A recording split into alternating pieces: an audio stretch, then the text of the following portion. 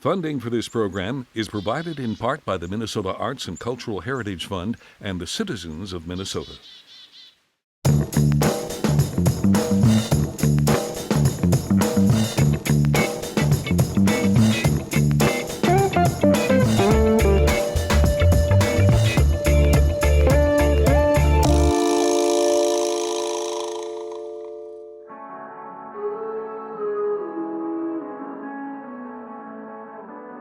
Hello, I'm Danielle Teal, your host for Our Town, the podcast, a KSMQ Public Television show.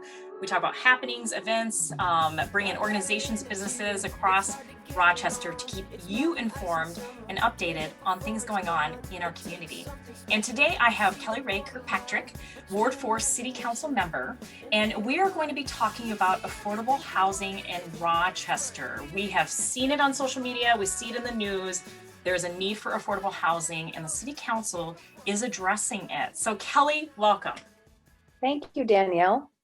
I am excited to have you here because this topic is actually very near and dear to my heart as a single parent mother. In 2013, I was looking for either to rent or to buy, and I discovered that it was more affordable for me to buy. And thankfully it was before this whole influx of how high these housing is costing at this point. And so I'm thankful for that and for being in my home, but we do know that there are many people in the community that are not able to rent or not able to gain access to purchasing a home. So I know that this was one of your priorities during the campaign. And so first let's talk about how you got elected last year and you started the job, in January? January 4th, yes. January 4th. So tell me a little bit about how it's going and a little bit more about yourself so that others can hear about you. It's been very, very busy. The job is going very, very well, I would say. I absolutely love it. I am so thankful to have been elected, that the people put me here to do their work, and I'm very excited. But I have to tell you, I had no idea I would be working as much as I am. I was hoping I could keep my hands still digging in the dirt a little bit and take on a couple of clients with my passion of landscape design, growing food. And I'm just having to slowly say goodbye to so many of those other things because I'm busy on the council. But I have to tell you, when I feel really exhausted, something will pop up and I'll just feel completely motivated and invigorated again. And I really enjoy that process. So that's going very well. As far as who I am, I too was a single mother for a while, Danielle, so I can completely relate. Housing became very, very difficult for me at one point in my life, about 8 years or so ago, I would have to say. So I can really relate to the plight of others. And then also, before we were sworn in, Councilmember Bransford and I met with a group of folks. They're known as the core group, and they have brought to light some really specific housing challenges that many members in the community face, and kind of knowing family dynamics and understanding systemic poverty, systemic substance issues, generational poverty, those kinds of things. It's really critical to understand how important housing is in lowering your stress, maintaining health, having the amount of money that you need to be able to feed yourself and get yourself those other necessity things when things pop up to the top, such as healthcare or emergency issues, for instance, your car breaking down. So housing is a biggie. And I think that we're going to start working on it. So the core group brought to light some of the issues, and it was nice to meet with them. And we haven't been able to really readdress any of those things lately because we've been busy with study sessions and things getting put on the docket for us to work on. But it's always sort of right there back in my mind as something that we need to move forward on sooner rather than later. Yeah, and it's good to hear directly from people having those experiences to help inform, okay, what are the solutions and strategies that are going to need to happen? And we're going to kind of dive into a little bit of that later in this conversation. But first, can you share a little bit about your priorities during your term and what you want to focus on, and anything that's popped up that you think, okay, this is something that's going to definitely be on my radar too? Well, you were right. The housing was number one, and it still is. I really felt that a living wage and a prevailing wage was very important. And of course, the council's been able to bring that back. That happened right away without me even having to push towards anything. A living wage is still very important. The prevailing wage with the unions, of course, is done now. But the living wage is really important. And with the change at the federal level of our administration, um, our current president is suggesting a flat level $15 an hour minimum wage or living wage. And I still stand by the fact that we would have to do a study of our city, of our area. I don't believe that $15 is a living wage here. Related to housing, we have some of the most expensive housing per capita in our area. And we also have very limited housing access because we're deficient. People are having trouble finding homes that, like you said, are affordable. So it'd be nice to see what that living wage is in our community and act on that and move towards that. One of the other platforms I ran on was just lost it. It was on the tip of my tongue and I just completely lost it. There were 5 bullet points and Yeah, and I reviewed it too. So I know it was affordable housing, sustainability. That yes, yep. is And one of your, I'm sure if you've been following the council meetings, you hear me bring that up a lot. I'm the Yep. city's water steward, and I just completed a 4-hour session on the MS4 permitting and SWIM, the stormwater management system. So I'm concerned about those kinds of things as DMC works toward, furthering the discovery walk process and how there's fewer permeable pavers than linked pavers there and how that stormwater is going to be managed. The planned development down at Creekside Meadows where, they're going to be filling in a wetland, and I'm concerned about water flow to the southwest to the neighborhood if we experience flooding again, which we probably will. And then just on Monday evening, I mentioned an environmental impact statement. And so that subdivision will be coming back to us, that fifth stage of that particular subdivision. So the environment is very, very important to me on a food level. How are we going to grow enough food here? How do people have land access? That kind of thing for environment, but also air quality with the air quality meters getting installed, and then water management.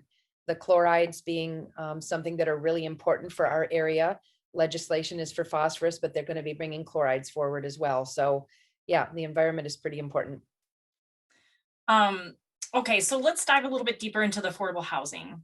Mhm. So, obviously you've mentioned, and I know it's a priority for you, your background certainly speaks to that. Can you give us an overview of where things are at in Rochester right now related to affordable housing? And then we're going to discuss this new zoning change for affordable housing on the vacant lot near East Circle Drive. Where we are right now is being very well informed. Dave Dunn has approached many of the county groups, and I sit on the Olmsted County Human Services Advisory Board, and we were just given more information from the Maxfield study on that, which the second Maxfield study came out, I think, in October, November of last year. So it keeps getting not necessarily reworked, but certain aspects of the data are coming out for us to look at and analyze. So we are now very well informed. It's about putting those words into action, doing good deeds with the knowledge that we have. And I think the closer we can get to action, the better off we're going to be. There's also some data that's missing. In a meeting last month, I specifically inquired about, in the Maxfield study, there's a map that highlights the 60, 80, 50, 60, and 80% affordable housing locations throughout the city. Some are rentals, some are owned. And there's no highlight of maybe perhaps the 20, 30, or 40% AMI incomes that are in the city. And the city actually needs that data to round out their study. So I'll be putting a council initiated action forward for that because they need it. So they're going to dig that up and they'll take some time to do that, but that can be added. And that to me is one of the pieces that's really missing, because what was highlighted in the Maxfield study is, I believe, if I get the data correct, 30% of our population lives at or below the 50% AMI level. So AMI is the adjusted median income. And in the county, I believe they work with average median income. And of course, the county and the city have different numbers for that because the county is larger. The county encompasses a broader spectrum of incomes and folks, whereas the city is pretty economically diverse, but we've got a very, very large economic engine with our beloved Mayo Clinic. So is it 30% of the income towards housing cost that's Olmsted County? What is that percentage in Rochester then? Not 30% of the income, but 30% of our population. I wonder what the percentage for income towards housing costs would be in Rochester. Income towards housing. Well, what they're suggesting is 30% of your income should go towards housing. But what I'm referring to is that, if I don't know what our exact population is, the census hasn't come out, but if our population of the city is 100,000 people, then 33,000 of those people, a third of our population, live at the 50% AMI level or below. So that suggests to me that if we're going to be building housing, 30% of our housing needs to be at the 50% or below AMI level. That's subsidized housing. That is HUD housing. That is housing that is for very, very low income folks. Yet we continue to build for all affordability levels. And I know the term affordable housing is being used, but I question what that really means, because affordable for you, Danielle, might be different for me, which might be different from the CEO of Mayo, which might be different from the folks that actually live in some of our subsidized HUD housing, our Section 8 houses that are in the city limits, but managed by the county. So there's 4 very different examples of income levels and what our affordability is for us at 30% of income for housing. So I would like to see us kind of tighten up the language or be more specific with what we're actually referring to, or use those AMI levels when we specifically designate housing or talk about specific development. So what does the city have going right now? Lots of awesome data. What do we have right now? We have a really motivated team that wants to get this done across the board, which is phenomenal. We've got funding that's going to be coming. Do we have full collaboration between the county and the city to work on pooling funds to make housing happen? We have people that want to make it happen, but I don't know that we have that commitment yet. And as you and I both know, pooling funds so we have a greater portion of funds to apply to something will take us a lot further down the road. So I think that's where we are. What would those funds fill a gap for? Are you talking about housing stock or those subsidized? General housing stock. And I guess if what I would do with my one vote is make sure that money is portioned out ethically, judicially for those various AMI brackets. We seem to have an awful lot of 80% and above at market rate housing. That demographic is more easily able to find the housing that they want to live in. And that's actually the housing that's being offered on the market for sale right now as well. We're dismally low in what we're offering for housing, and that's just a product of just where we are, and that's kind of at a national level. So, and Kelly, I see that. I have a friend that's looking right now, and you speak to that so well and so directly. When she's browsing and looking on these websites to find housing, to find a house that she can afford, I mean, it's out of this world what the costs are. Can you share a little bit more about the East Circle Drive, that vacant lot? It was approved or voted for. The city council approved a zoning change for that. And there was some naysaying about it too, but can you share what exactly it is, what the amenities will be, and what's going to happen with that space? That was a really, really difficult vote for me in particular, and I know a couple of other council members had a difficult time with that. What I was able to learn from some financial folks who have been in kind of the financial realm of building housing, whether it's at market or affordable housing, they really helped to educate me on the process. And I spoke pretty sternly about it that evening, in that what needs to be fixed is at the state level. So what basically happens is that the developers who want to find a place to build with a maximum amount of points that meet the criteria for either 9% financing or 4% financing to do their projects, they need to have a certain amount of points. And those points are given out by the state every year and changed. And I went on the website and I started looking around, and I worked with Jeremy Emmy, the Housing Coalition. I also spoke with Brian Hack from Titan. So two very, very different folks who have been in the financial housing realm for quite some time, but come at it from a different perspective. And it was amazing how they both said the same thing. So when the state kind of designates these points, the developers will kind of snoop around the site with their cursor on the computer and hover over what they know to be vacant lots or something that they've purchased or want to purchase or put a bid on, and it gives you points. So for instance, let's take that intersection at East Circle Drive and Geisinger Hill, 22 Viola Road as I know it. And so it's kind of an east-west, north-south intersection. So the proposed development where the Quick Trip is, where the housing is, where Jets and the Mormon Temple are, that's the northwest corner. And that, I believe, received, I think it's 26 points. And it was given those 4 extra points above 22 for the access to schooling, the access to good quality schooling. But yet if you hover over the Century lot, you only have 22 points. 4 points were taken away because you don't have access to schooling, which makes no sense to me because you're actually at the schooling location. Right. And then the same thing happens at the southeast and the southwest corner. Those 4 points were taken away. So those points were only given to that corner of that intersection because of the bridge that was built across. So are we denying developers from putting in affordable housing just because of those 4 points when perhaps the council could say, sure, but put in a bridge also? So there's ways that we can play with that. So these developers are sort of caught in this game of searching for points. And then of course the pawns in this, as you mentioned, Danielle, being a single mom and me experiencing that as well, we're the pawns in this game, and anybody else who is challenged with providing a home for their family. We're at the mercy of these developers finding the biggest points to access for being able to put up a development, all to gain housing.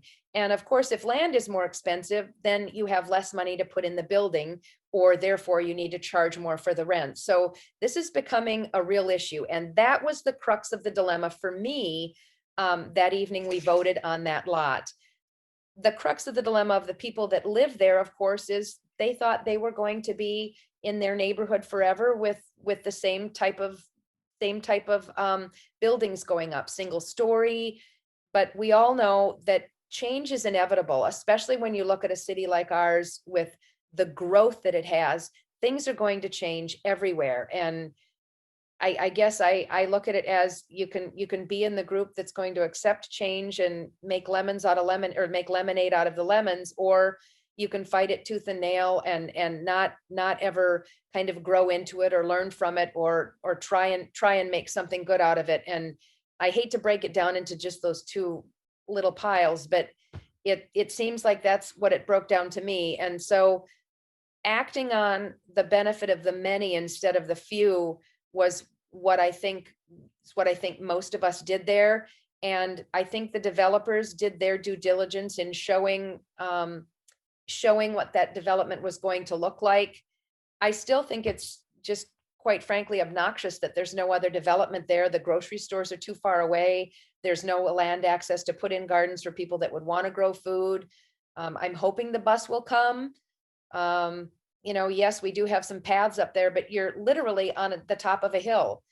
Going down is easy. Coming back up on the bike is not so easy, and it's time consuming. So it's a really isolated location.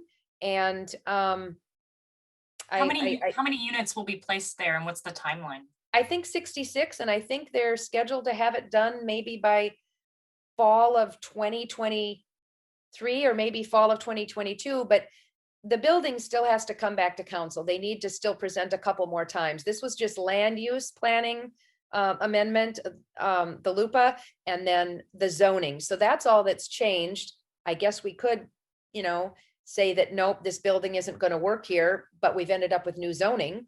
And then what can somebody else bring forward? So that is the possibility. And then of course, that area never really developed into commercial. So maybe some of those other buildings might come down and more housing is going to go in. I don't know, but change is inevitable. For more information about this story and other Our Town features, connect with us on Facebook, Twitter at KSMQ #OurTown, or ksmq.org/ourtown.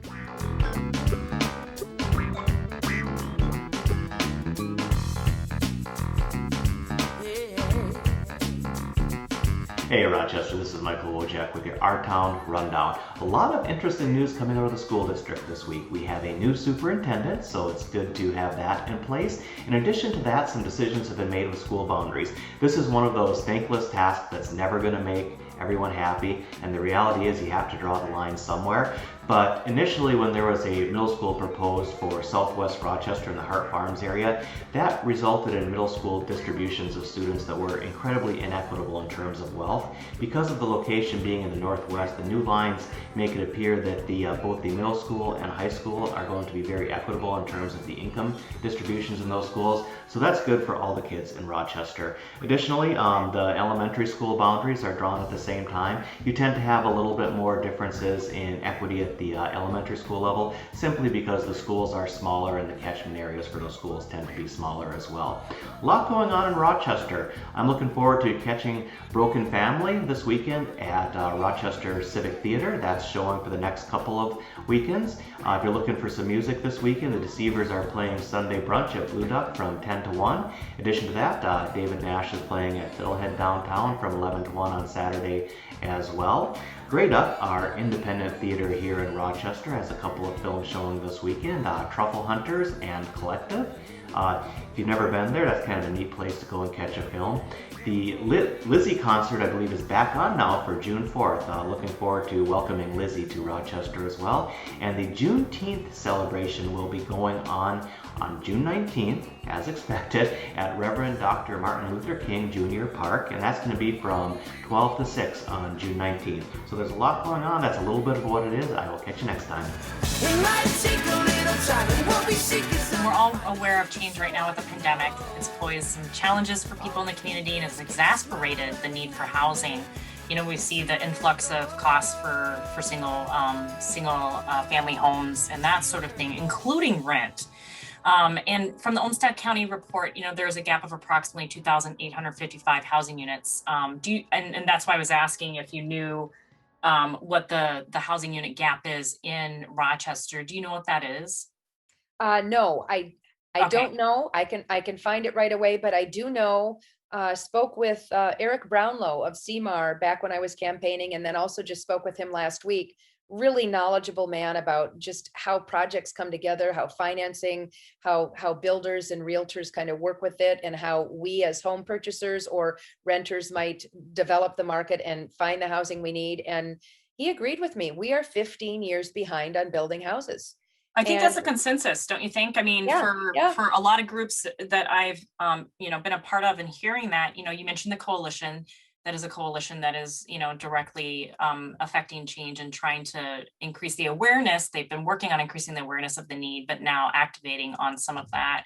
Right. With the shortage of the housing stock and viable affordable rentals, how is the city council planning to address this? I'm not sure we've got any strategies yet. This is one of Okay. the big things we're working on with our strategic plan. Perfect. Well, we'll have to have you come back when that gets sorted out, because that's certainly, you know, of interest in the community.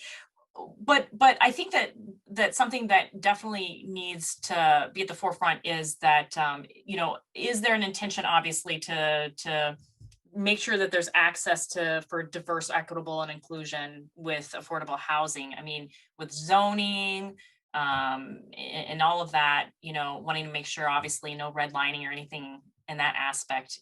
Is that lens there on the city council, and will that be considered? It's certainly there with me. I don't know if you listened to the council on Monday evening, but I brought this aspect up specifically. And I really suggest that planning and zoning and CDD, the Community Development Department, really goes back and looks at our zoning. The blanket R2X that was put in specifically our NOAA, our naturally occurring affordable housing areas, yet it was other areas of the city or one specific area of the city was left exempt from that. And I think we need to look at those state aid roadways that would most assuredly be R2X or TOD. And I am very pro neighborhood, being a neighborhood president for a couple of years, and I advocate strongly for neighborhoods, but there is no way we can do the work that needs to be done under the auspices of old business, of the old way of doing things. DEI is at the forefront of what the city is working on right now, and it first and foremost needs to be there with the housing. So we need to get creative, and we need to roll up our sleeves and actually do the work and get some of this done. I really think we need a lot more philanthropy over subsidy, and we need to carry each other and lift everyone up together and get the housing put in place for the folks that need it. Okay, given that the strategy is not in place yet, you may or may not know the answer to this, but I wanted to ask anyways. In regards to rent, we hear a lot from landlords saying, well, I need to charge this because the cost of living and because of, expenses and that sort of thing. But then you hear the renter saying, this is not affordable. I cannot afford this amount of rent. Is the city council doing anything to help address that? Not at this point that I know of. We're just starting to talk about it. I know that there's things that we can do. One of the suggestions that I had was in those NOAA areas where the lots are longer, like let's say 50 by 100 or 50 by 150, and there's detached garages. With the new Unified Development Code that's coming out, ADUs are going to be something that's really hot. So what if we give the capability for all of these NOAA neighborhoods to subdivide their lots, crosswise? So we've got two smaller lots. So we're increasing density, but yet we're giving somebody the ability to build their own smaller house in their own space. And then instead of that money going to a developer, the money goes into the main house that owns that lot. And they can either keep it and rent it out, or those profits would go into their pocket. And they would end up having less taxes, to pay because their lot is smaller, but yet they're retaining their home. So they don't have to go out and replace a home that they're being displaced from a development coming in or anything like that. And we've got a perfect example of that being done in our city because it was done over in the Southwest. We have had subdivided lots going over there for a long time because the lots were so large. And although design guidelines weren't utilized previously, it's how you can, drive past a beautiful stucco Tudor and then see a 1950s Rambler right next to it. So I think if we can think creatively about how we can do this, we're going to create access, perhaps more quickly, and be able to offer folks homes that they really want to have. We know that stabilization with tackling homelessness is one of the most critical aspects in ending homelessness. Do you think tiny house living is a possibility in Rochester? I do. It's a little different when you have a northern climate like this, and the energy costs for each small home to keep something warm. But there again, I suggest philanthropy over subsidy. So the city has a lot of lots that are available that we could do things like that on. I inquired about that PDF early on, and there's I don't know, a dozen or so, maybe 30 lots that are available that the city could donate to a cause like this, which would be great. I think also looking at diversified towers, high rises, 15-story things like Fontaine, like Central Towers, like Park Towers, those types of buildings where perhaps the higher floors, 10 through 15 floors, are a 360 view where the developer can reap a larger extent of their cost back by selling some of those beautiful units up top. But down in the lower section of the building on the main floor, you could offer micro units that have their own interest, and they would be a month-to-month rent kind of a thing. And bringing people together on a neighborhood basis to help each other, I think, is really key. I think what Dan Fifield has done is phenomenal. The Landing has really met a need. The day house has really met a need. The library and all of the county folks who have stepped up to helping that. But August is approaching. The deadline that was there for the Landing was Right. just, I think, a week or so ago, and we've extended it And I remember saying, hey, we need to have a plan in place by August. If their last day is August 31st, we can't just say, okay, what are you doing on August 31st? So I don't know really necessarily what's progressing with that right now. I just Well, want to make sure we take care of the people that need it. I appreciate that update on the landing, because, you know, that has been a shared concern. So, which leads me to my last question. What can the community do to help support these efforts to ensure affordable housing is accessible for those in need? We need to learn. Everybody needs to learn what the situation is right now, how desperate or how opportunity rich our housing situation is, and really think outside of the box. I think people should pull together and offer their ideas to their council member. You never know where a good idea is going to come from, but reach out to the city, reach out to the housing coalition, reach out to the developers if you know, and throw your ideas out there, because, you know, we all understand what it's like to have to work to pay for our housing, and things have gone wrong in all of our lives. All of us have a story to tell, and it's critical that we band together to get the housing we need for the folks that need it, especially before winter comes, but just ongoing. I would like to report in a couple of years that we've solved homelessness like Bakersfield, California has, like certain areas for the vets have. Veterans have their housing needs met in certain large communities. So I want to be a community that says we have solved our homelessness issue. That would make me really proud. Kelly, I agree. I do too. I really appreciate you being on the show, and I appreciate your candor, your transparency, and your efforts on the city council. Thanks, Danielle. I appreciate it. Yeah, thank you. And thanks for tuning into Our Town, the podcast, a show for KSMQ Public Television. This is Danielle Teal, your host. It's been a pleasure being with you today. You can catch up with us on Facebook or Twitter at KSMQ #OurTown. It might take a little time, we'll be seeking